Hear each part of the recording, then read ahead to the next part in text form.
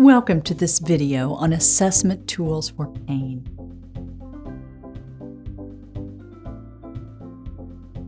Assessment tools for pain are instruments that help you measure a patient's degree of pain in addition to assessing patients' conditions and needs. Some assessment tools for pain are observational, based on patients' responses that can be seen, such as their expressions and body positions. Other tools are subjective and based on the patient's own self-assessments of their pain, usually guided by some scale. In this video, you will learn about some of the most common assessment tools for pain, including the Wong-Baker Faces Pain Scale, the Numeric Pain Rating Scale, the Visual Analog Scale, categorical scales, the Brief Pain Inventory, the McGill Pain Questionnaire, and the Critical Care Pain Observation Tool, or CPOT. First, let's take a look at the Wong-Baker Faces Pain Scale. This scale was originally designed for children ages 3 and older and is most commonly used for preschoolers and young children who are not yet able to use numbers to rate their level of pain. Children choose a face that matches their level of pain. The Wong-Baker Faces Pain Scale can also be used with adults, especially those with language barriers or intellectual disabilities. Next, the Numeric Pain Rating Scale is the scale most commonly used for children 6 years and older, adolescents, and adults. Patients are instructed with a statement such as, on a scale of 0 to 10, with 0 being no pain and 10 being the worst pain you can imagine, how do you rate your pain? With the Numeric Pain Rating Scale, the score represents the degree of pain. 0 represents no pain, 1 to 3 represents mild pain, 4 to 6 represents moderate pain, and 7 to 10 represents severe pain. The Visual Analog Scale is similar to the Numeric Pain Rating Scale, but usually lacks the intervening numbers between 0 and 10. The Visual Analog Scale indicates the intensity of pain only.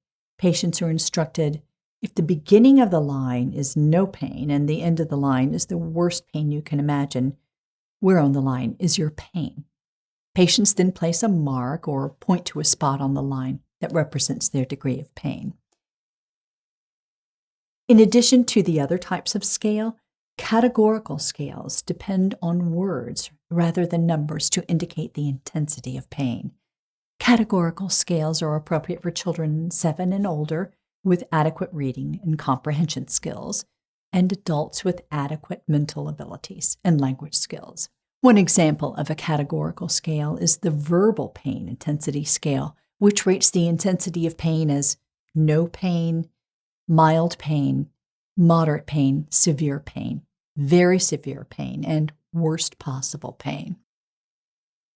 Another pain assessment tool that is more comprehensive is the Brief Pain Inventory, or BPI. The Brief Pain Inventory is intended primarily for adults but may be used with some adolescents, such as those with rheumatoid arthritis. The Brief Pain Inventory is used to assess clinical pain such as cancer pain or other chronic pain. The Brief Pain Inventory includes body illustrations so that the patient can indicate locations of pain. The Brief Pain Inventory also includes a number of numeric scales, 1 to 10, that assess different aspects of pain. These include worst pain in previous 24 hours, least pain in previous 24 hours, average pain, current pain, pain relief in percentage from medications in the previous 24 hours, and pain interference in the previous 24 hours with general activity, mood, walking ability, normal work ability, outside and housework, relations with other people, sleep, and enjoyment of life. Next, the McGill Pain Questionnaire is a self-reporting tool intended for adult patients with significant pain from cancer or other types of chronic pain. This tool helps to assess changes over time and response to interventions. Both a short version and a long version are available. The long version contains 20 different dimensions of pain, such as temporal, spatial, and constrictive pressure. Each dimension has 1 to 5 descriptors that are assigned points. The patient chooses the most appropriate descriptor for each dimension. For example, dimension 5, constrictive pressure, pinching 1 point, pressing 2 points, gnawing 3 points, cramping 4 points, and crushing 5 points.